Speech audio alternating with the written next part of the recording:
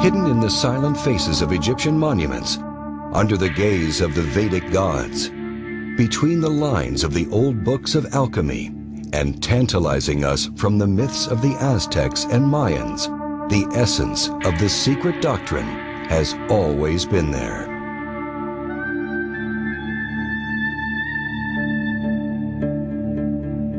Throughout the history of humanity, only the elect few were initiated into the mysteries of this great universal truth.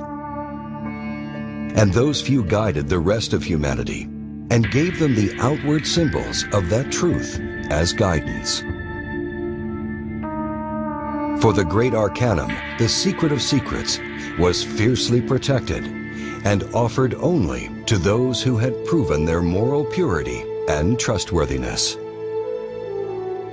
But as humanity degenerated into barbarism and cruelty, the divine knowledge went underground to survive in isolated pockets around the world. For many centuries, the great Arcanum has been beckoning to humanity from behind the stories and myths that veil it. The knowledge it delivers is universal and applies to all true religions and mystical traditions. Whether it is the serpent of Adam and Eve from the Judeo-Christian tradition, the winged serpent of Quetzalcoatl from the Aztec tradition, the serpents climbing the caduceus of the Greek god Hermes, or the serpents of the Hindu or Buddhist traditions, all these symbols contain the same teaching.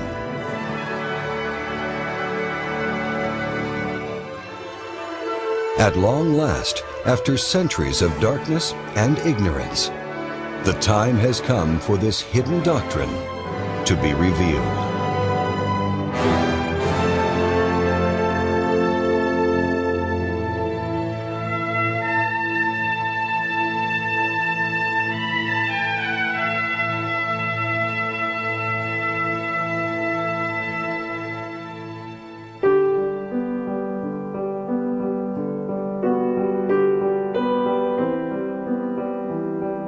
All religions are precious jewels on the golden string of divinity.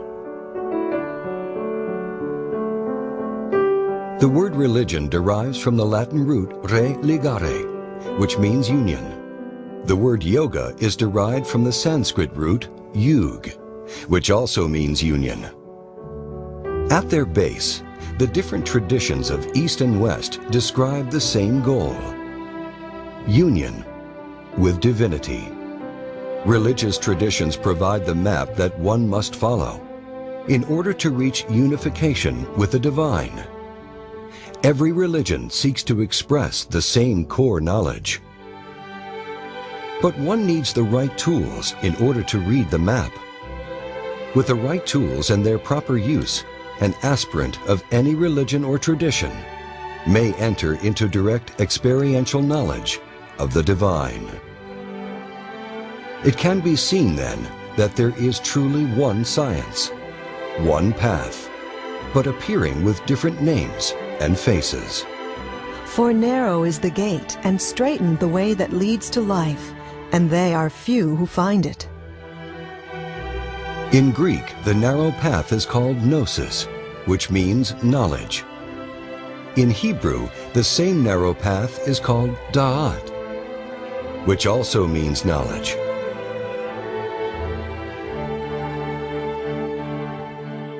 This path is represented by the famous tree of knowledge in the book of Genesis. And the clue to entering into the direct experience of God can be found through understanding the symbol of the tree of knowledge. Genesis, the Judeo-Christian teaching of creation, was written as a means to pass down the knowledge of the great arcanum to those with the eyes to see and the ears to hear. Its inception was influenced by both Eastern and Western traditions in order to provide humanity a key contained in the foundation of all the great religions of the world.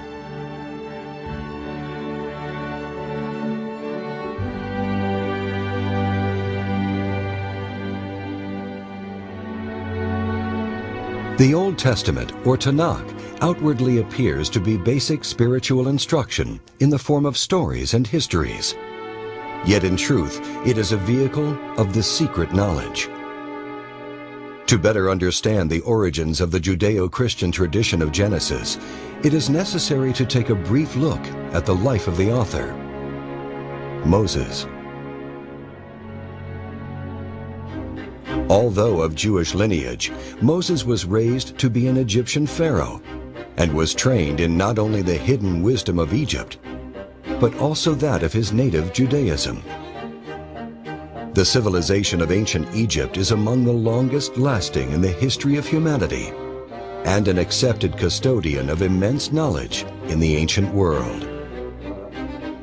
Judaism was directly influenced by two of the oldest civilizations on record, those of Sumeria and Babylonia, civilizations famous for their mystery schools.